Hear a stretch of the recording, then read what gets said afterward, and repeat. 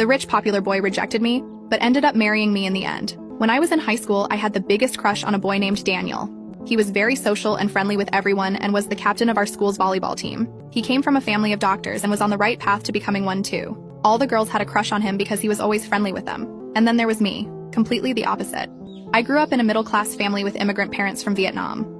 My parents only gave me 3 career options: be a doctor, a lawyer, or an engineer. The only problem with these options was that I wasn't the brightest student to even think of becoming any of them. Daniel and I were classmates in English and sat next to each other. Because of our seating arrangement, our teacher assigned us a project together, so we would meet after school to work on it. We had a week to finish our presentation, and during those days we would meet after school at the public library. I was shy at first, but since he was very social, he made things easier. We ended up getting along well and bonding over the silliest things. I started discovering things about him that I never would have imagined he liked. When our project was over, we still agreed to hang out afterward and got even closer. I couldn't stop thinking about him and finally had the courage to ask him out one day. During one of our typical hangouts, I brought up the topic of us. He looked at me confused and asked what I meant. I told him I had feelings for him for a long time and asked if he wanted to be more than friends. His smile disappeared, and he said, "I'm sorry, but no." There was an awkward silence that seemed to last forever. He broke the silence by saying he needed to go and left. I tried texting him, apologizing for what happened, and asking if we could just forget about it. He never responded to my messages. When I saw him again in class, it was like he had erased me from his memory. During this time, my friends started going to the gym and always invited me to join them. I was never interested until they suggested I use it as a way to release my anger. It helped me get distracted, and I started eating healthily. The more I got distracted, the more I began taking care of myself and even decided to take my studies more seriously. By senior year, I was 5'11" and weighed 180 pounds of lean muscle. I graduated and went to a university where I told my parents I was planning to go to medical school to try and become a doctor. They were very proud, and I was also proud of myself for my achievements. The first day of college went well until I went to my biology class. I sat in the closest empty seat during the lecture and found a familiar face when I looked to the right. It was Daniel. Part 2. The rich popular boy rejected me, but ended up marrying me in the end. I quickly turned away, but wanted to take another look to see if that was actually Daniel. I turned around again to get a glimpse, and it was indeed him.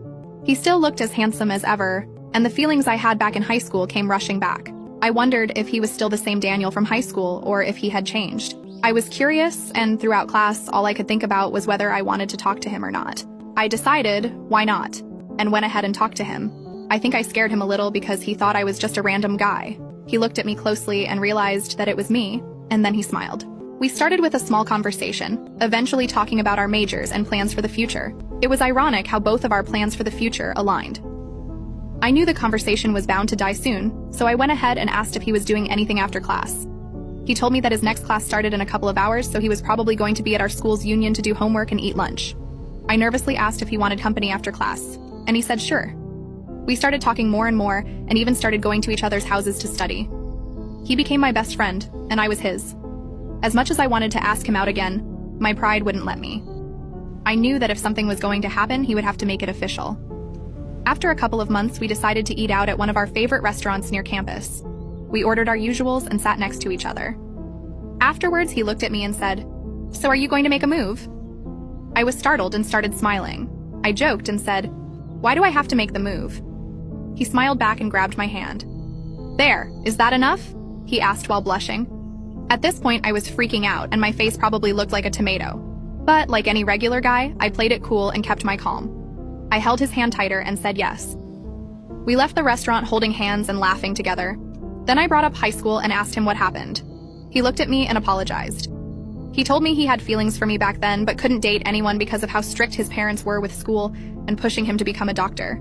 He told me he had to prioritize school and couldn't let any distractions get in the way. I smiled and finally got the closure I needed to let go of that past. I wanted to focus on the present and my new relationship with Daniel. Years passed by, and eventually we both got into med school together and ended up becoming doctors. Those years were tough, and I accumulated a lot of debt. Well, for me, anyway.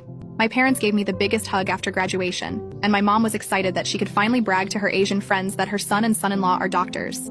After a couple of years, I proposed to Daniel, and he gave me 2 beautiful children. Daniel and I have been happy ever since and recently went on vacation to the Philippines together.